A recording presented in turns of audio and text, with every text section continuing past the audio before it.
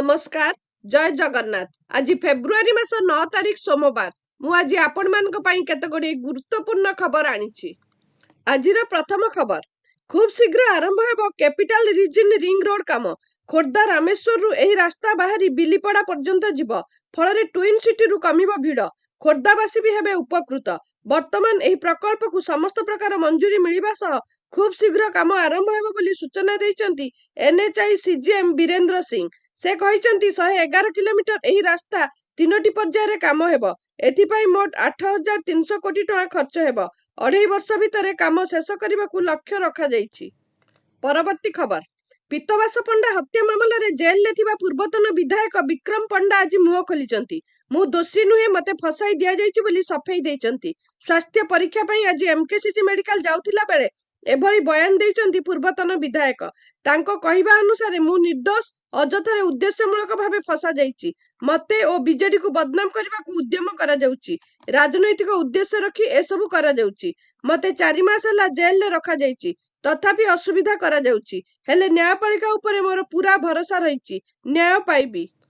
परवर्ती खबर, दिनकू दिन ड्रोन चाहिदा बढ़ी चली। एबे ड्रोन केवल वीडियो शूटिंग किंबा फोटोग्राफी रे सीमित नहीं, कृषि, दुर्विपाक परिचालना और प्रतिरक्षा क्षेत्र में मध्य यार व्यापक व्यवहार हेउछि। एही प्रजुक्ति को आगु को नेबा पई ओडिशा वैषयिक और गवेषणा विश्वविद्यालय रे आयोजित होइछि एक हाईटेक ड्रोन रेस।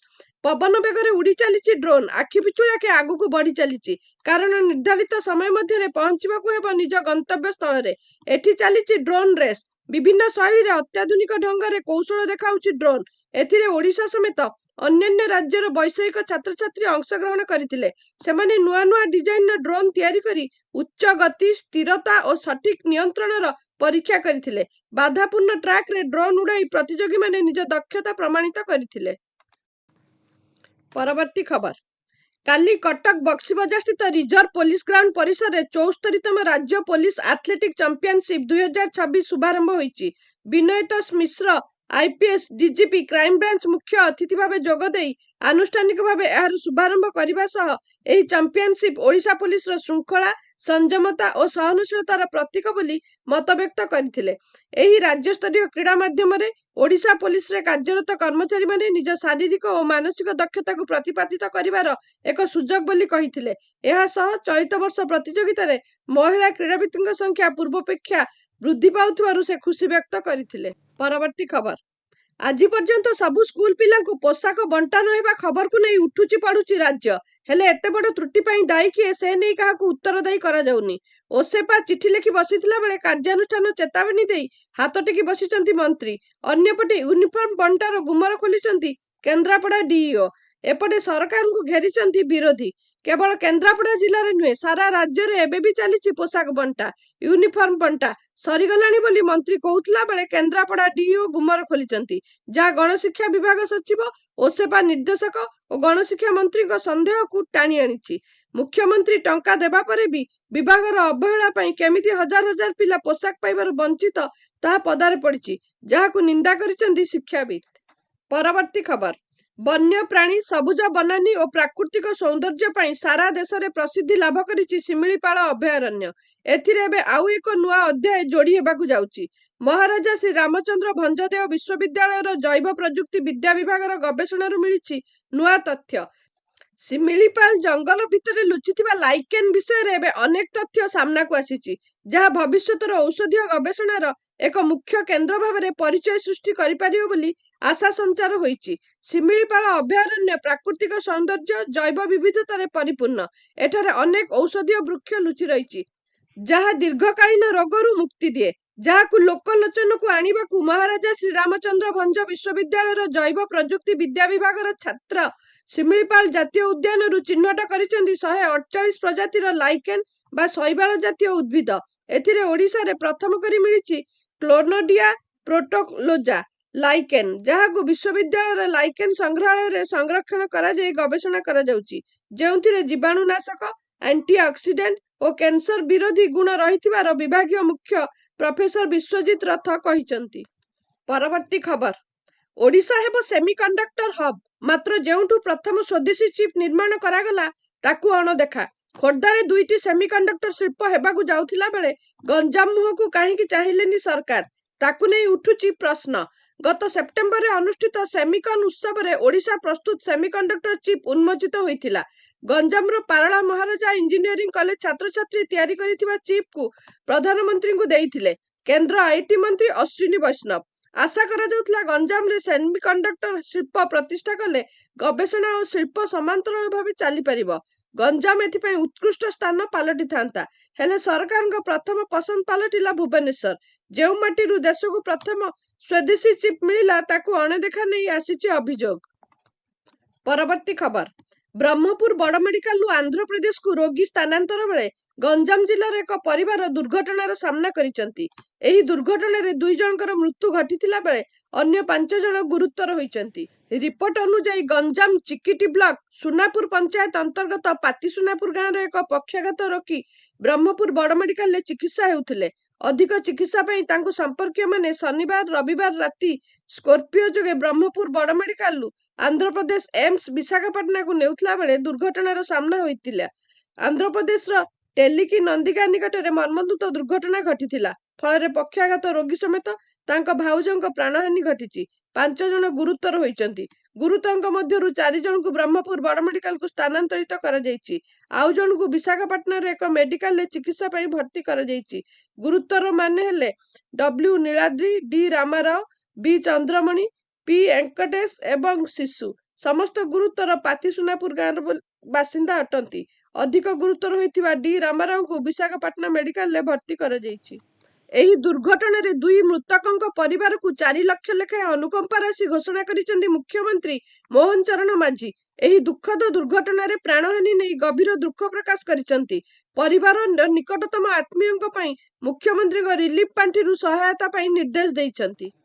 ପରବର୍ତ୍ତୀ ଖବର। ସାରା ରାଜ୍ୟରେ ନଦୀପଠାରେ ଚାଲିଛି ମାଫିଆ ରାଜ। ଦିନ ରାତି ବୁହା ଚାଲିଛି ବାଲି।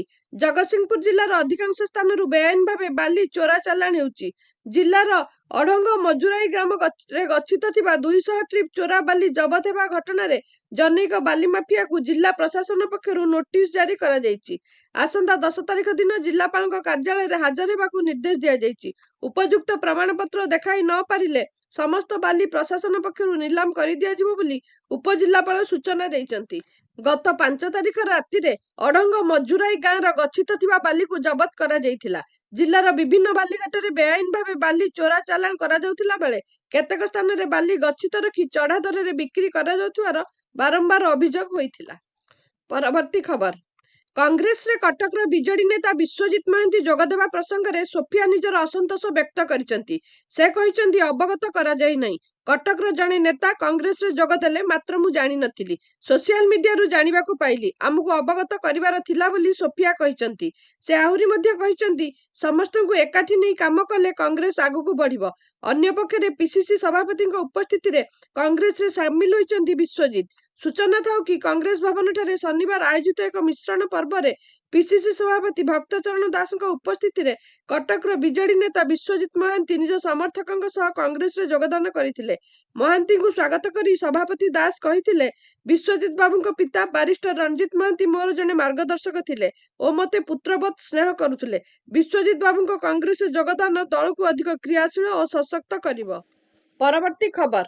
ରାଜସ୍ଥାନ କୋଟାର ତାଲୱାଣ୍ଡି ଅଞ୍ଚଳରେ ଏକ 3 ମହଲା କୋଠା ଭୁଶୁଡି ପଡିଛି, ଯେଉଁଥିରେ ଜଣେ ଛାତ୍ରଙ୍କ ସମେତ 2 ଜଣଙ୍କର ମୃତ୍ୟୁ ହୋଇଛି ଏବଂ 13 ଜଣ ଆହତ ହୋଇଛନ୍ତି। ସେମାନଙ୍କ ମଧ୍ୟରୁ 5 ଜଣଙ୍କ ପ୍ରାଥମିକ ଚିକିତ୍ସା ପରେ ଛାଡି ଦିଆଯାଇଛି। ବାକି 8 ଜଣ ଆହତ ଏବେ ହସ୍ପିଟାଲରେ ଚିକିତ୍ସାଧୀନ ଅଛନ୍ତି। ପ୍ରଶାସନ ଏବଂ ଏସଡିଆରଏଫ ଦଳଗୁଡ଼ିକ ଭଗ୍ନାବଶେଷ ତଳୁ ସମସ୍ତ ଆହତଙ୍କୁ ସୁରକ୍ଷିତ ସ୍ଥାନକୁ ସ୍ଥାନାନ୍ତରିତ କରିଥିଲେ। ପ୍ରଶାସନ ଘଟଣାସ୍ଥଳରେ ପହଞ୍ଚି ସୁରକ୍ଷା ବ୍ୟବସ୍ଥାକୁ କଡାକଡି କରିଛି।